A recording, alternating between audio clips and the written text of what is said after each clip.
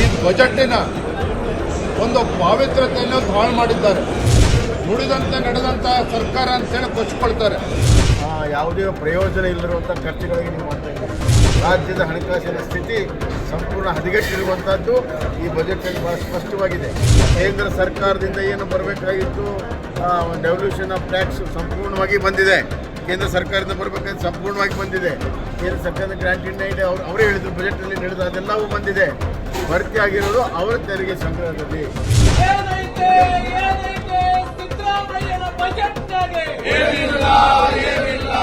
ಇಂದು ಮಂಡನೆ ಮಾಡಿರ್ತಕ್ಕಂಥ ಬಜೆಟ್ಟು ಇದೊಂದು ರೈತ ವಿರೋಧಿ ಬಜೆಟ್ ಆಗಿದೆ. ರಾಜ್ಯದ ಅಭಿವೃದ್ಧಿಯ ದೃಷ್ಟಿಯಿಂದ ಶೂನ್ಯವಾಗಿರ್ತಕ್ಕಂಥ ಬಜೆಟ್ಟು. ಕರ್ನಾಟಕ ರಾಜ್ಯ 20 ವರ್ಷ ಹಿಂದಕ್ಕೆ ತೆಗೆದುಕೊಂಡು ಹೋಗ್ತಕ್ಕಂಥ ಬಜೆಟ್ ಇದು. ಯುವಕರಿಗೆ ಯಾವುದೇ ಒಂದು ಕಾರ್ಯಕ್ರಮಗಳು ಯೋಜನೆಗಳನ್ನು ಘೋಷಣೆ ಮಾಡಿಲ್ಲ. ಇವತ್ತು ಒಂದೇ ಮಾತಲ್ಲಿ ಹೇಳಬೇಕು ಅಂತ ಹೇಳಿದ್ರೆ, ತಮ್ಮ ಜವಾಬ್ದಾರಿಯಿಂದ ನುಣುಚ್ಕೊಳ್ಳೋದಕ್ಕೆ ಮತ್ತು ತಮ್ಮ ವೈಫಲ್ಯಗಳನ್ನು ಮುಚ್ಚಾಕೊಳ್ಳೋದಕ್ಕೆ ಇವತ್ತು ಸನ್ಮಾನ್ಯ ಸಿದ್ದರಾಮಯ್ಯನವರು ತಮ್ಮ ಸಮಯವನ್ನು ವ್ಯರ್ಥ ಮಾಡಿದ್ದಾರೆ. ಮತ್ತು ಈ ಬಜೆಟ್ಟಿನ ಒಂದು ಪಾವಿತ್ರ್ಯತೆಯನ್ನು ಹಾಳು ಮಾಡಿದ್ದಾರೆ. ಏನು ಮೊನ್ನೆ ದಿನ ದೆಹಲಿ ಚಲೋ ಮಾಡಿದ್ರು, ರಾಜ್ಯದ ಗೌರವವನ್ನು ಹರಾಜಾಗ್ತಕ್ಕಂಥ ಕೆಲಸ ರಾಜ್ಯ ಸರ್ಕಾರದ ನೇತೃತ್ವದಲ್ಲಿ ದೆಹಲಿಯಲ್ಲಿ ಏನಾಗಿತ್ತು, ಇವತ್ತು ಕೂಡ ಮಾನ್ಯ ಮುಖ್ಯಮಂತ್ರಿಗಳು, ಹಣಕಾಸಿನ ಸಚಿವರು ತಮ್ಮ ಬಜೆಟ್ನಲ್ಲಿ ಕೇಂದ್ರ ಸರ್ಕಾರವನ್ನು ದೂರತಕ್ಕಂಥ ಕೆಲಸವನ್ನು ಮಾಡಿದ್ದಾರೆ. ಇವತ್ತು ಉತ್ತರ ಕರ್ನಾಟಕದ ಅಭಿವೃದ್ಧಿಯ ಬಗ್ಗೆ 1 ರೂಪಾಯಿನೂ ಕೂಡ ಕೊಡದೇ ಇರ್ತಕ್ಕಂಥ ಈ ಬಜೆಟ್ಟು. ಇವತ್ತು ರೈತರು ಸಂಕಷ್ಟದಲ್ಲಿದ್ದಾರೆ. ಈ ಒಂದು ಬಜೆಟ್ನಿಂದ ತಮಗೇನೋ ಪರಿಹಾರ ಸಿಗ್ತದೆ ಅಂತೇಳಿ ರೈತರು ಇವತ್ತು ಕಾಯ್ತಾ ಇದ್ರು. ರೈತರಿಗೂ ಕೂಡ ಅನುಕೂಲ ಆಗದೇ ಇರ್ತಕ್ಕಂಥ ಈ ಬಜೆಟ್ಟು ಮಹಿಳೆಯರಿಗೂ ಕೂಡ ಅನುಕೂಲ ಆಗೋದಿಲ್ಲ. ಇವರು ತಮ್ಮ ಮ್ಯಾನಿಫೆಸ್ಟೋನಲ್ಲಿ, ಪ್ರಣಾಳಿಕೆಯಲ್ಲಿ ನೇಕಾರರ ಬಗ್ಗೆ ಮಾತನಾಡಿದ್ರು. ನೇಕಾರರ ಪರವಾಗಿ ಯಾವುದೇ ಒಂದು ಯೋಜನೆಯನ್ನು ಕೂಡ ಘೋಷಣೆ ಮಾಡಿಲ್ಲ. ಯೋಜನೆ ಘೋಷಣೆ ಮಾಡೋದಿರಲಿ, ಆ ನೇಕಾರರ ಹೆಸರು ಕೂಡ ಉಲ್ಲೇಖವನ್ನು ಮಾಡಿಲ್ಲ ಬಜೆಟ್ನಲ್ಲಿ. ನುಡಿದಂತೆ ನಡೆದಂಥ ಸರ್ಕಾರ ಅಂತೇಳಿ ಕೊಚ್ಕೊಳ್ತಾರೆ. ನುಡಿದಂತೆ ನಡೀತಾ ಇರ್ತಕ್ಕಂಥ ಸರ್ಕಾರ ಅಂತೇಳಿ ಇವತ್ತೇನು ತಮ್ಮ ಬೆನ್ನನ್ನು ತಾವೇನು ತಡ್ಕೊಳ್ತಾ ಇದ್ದಾರೆ. ಇದು ಸಂಪೂರ್ಣವಾಗಿ ಈ ರಾಜ್ಯದ ರೈತರು, ಬಡವರು, ದೀನದಲಿತರು, ನೇಕಾರರು, ಪರಿಶಿಷ್ಟ ಜಾತಿ, ಪರಿಶಿಷ್ಟ ಪಂಗಡ ಎಲ್ಲ ವರ್ಗಕ್ಕೂ ಕೂಡ ಒಂದು ರೀತಿ ನಿರಾಸೆಯನ್ನು ಮೂಡಿಸಿರ್ತಕ್ಕಂಥ ಬಜೆಟ್ಟು ರಾಜ್ಯದ ಅಭಿವೃದ್ಧಿಯ ಪೂರಕವಾಗಿಲ್ಲ ಅಂತಕ್ಕಂಥದ್ದು ಸ್ಪಷ್ಟವಾಗಿ ಕಾಣ್ತದೆ. ಇಂಥ ಬರಗಾಲದ ಸಂದರ್ಭದಲ್ಲೂ ಕೂಡ ಕೃಷಿ ಮತ್ತು ಬೆಳೆ ಸಾಲ ಮನ್ನಾದ ಬಗ್ಗೆ ಏನೂ ಕೂಡ ಉಲ್ಲೇಖವನ್ನು ಮಾಡಿಲ್ಲ.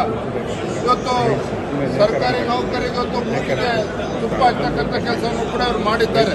ಇಂಥ ಒಂದು ಬಜೆಟನ್ನು ಒಬ್ಬ ಅನುಭವಿ ಮುಖ್ಯಮಂತ್ರಿ, 15ನೇ ಬಜೆಟನ್ನು ಮಂಡನೆ ಮಾಡ್ತಾ ಇರ್ತಕ್ಕಂಥ ಒಬ್ಬ ಅನುಭವಿ ಮುಖ್ಯಮಂತ್ರಿ ಈ ರೀತಿ ಬಜೆಟನ್ನು ಮಂಡನೆ ಮಾಡ್ತಾರೆ ಅಂತೇಳಿ ಯಾರೂ ಕೂಡ ನಿರೀಕ್ಷೆಯನ್ನು ಮಾಡಿರಲಿಲ್ಲ. ನಿಜವಾಗ್ಲೂ ಕೂಡ ರಾಜ್ಯದ ಅಭಿವೃದ್ಧಿಯ ದೃಷ್ಟಿಯಿಂದ ಒಂದು ದುರಂತನ ಅಂತಲೇ ಹೇಳ್ಬೋದು. ರೈತರನ್ನು ಕೂಡ ಕಡೆಗಣಿಸಿದ್ದಾರೆ, ಮಹಿಳೆಯರನ್ನು ಕೂಡ ಕಡೆಗಣಿಸಿದ್ದಾರೆ, ನೇಕಾರರನ್ನು ಸಹ ಕಡೆಗಣಿಸಿದ್ದಾರೆ, ಯುವಕರನ್ನು ಕೂಡ ಕಡೆಗಣಿಸಿದ್ದಾರೆ. ಉತ್ತರ ಕರ್ನಾಟಕದ ಅಭಿವೃದ್ಧಿಯನ್ನು ಕೂಡ ಕಡೆಗಣಿಸಿರ್ತಕ್ಕಂಥ ಸರ್ಕಾರ ಬಹುಶಃ ರಾಜ್ಯದ ಜನರ ಪಾಲಿಗೆ ಬದುಕಿದ್ದು ಕೂಡ ಸತ್ತಂತೆ ಅಂತೇಳಿ ಈ ಸಂದರ್ಭದಲ್ಲಿ ಹೇಳಲಿಕ್ಕೆ ಇಷ್ಟಪಡ್ತಾರೆ. ಇವತ್ತು ಈ ಬಜೆಟಲ್ಲಿ ತರುವಂಥ ಅವಶ್ಯಕತೆ ಏನಿದೆ? ಅದಕ್ಕೆ ಮುಖ್ಯಮಂತ್ರಿಗಳ ಮೀಟಿಂಗ್ ಇರ್ತದೆ, ನೀತಿ ಆಯೋಗದ ಮೀಟಿಂಗ್ ಇರ್ತದೆ, ಆ ಫಾರಮಲ್ಲಿ ಮಾತಾಡೋದು. ಬಜೆಟ್ಟಿನ ಪಾವಿತ್ರ್ಯತೆಯನ್ನು ಸಂಪೂರ್ಣವಾಗಿ ಹಾಳು ಮಾಡಿದ್ದಾರೆ. ಅಲ್ಲದೆ 1,05,000 ಕೋಟಿ ಸಾಲ ಮಾಡಿರುವಂಥ ವಿಕ್ರಮವನ್ನು ಸ್ಥಾಪಿಸಿರುವಂಥ 15ನೇ ಬಾರಿಯ ಬಜೆಟ್ ಮಾಡಿರುವಂಥ ಆರ್ಥಿಕ ತಜ್ಞನ ಸಾಧನೆ.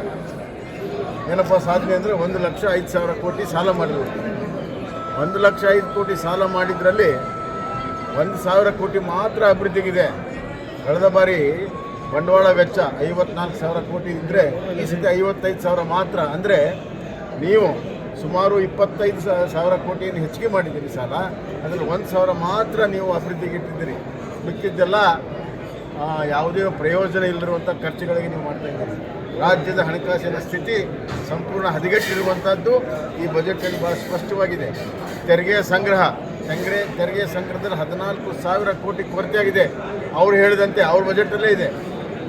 ಅವ್ರ ಬಜೆಟ್ನಲ್ಲಿ ಏನು ತೆರಿಗೆ ಸಂಗ್ರಹ ಗುರಿ ಇತ್ತು, ಆ ತೆರಿಗೆ ಸಂಗ್ರಹದ ಗುರಿ ಇವತ್ತು ಇದರ ಅರ್ಥ 14,000 ಕೋಟಿ ತೆರಿಗೆ ಸಂಗ್ರಹದಲ್ಲಿ ವಿಫಲವಾಗಿದ್ದಾರೆ.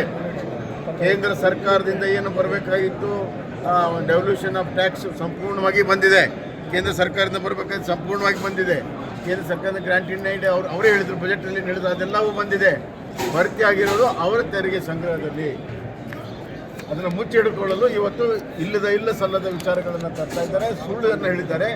ಸುಳ್ಳಿನ ಕಂತೆಯ ಈ ಬಜೆಟ್ಟು, ಸಿದ್ದರಾಮಯ್ಯನ ಸುಳ್ಳಿನ ಕಂತೆಯ ಬಜೆಟ್.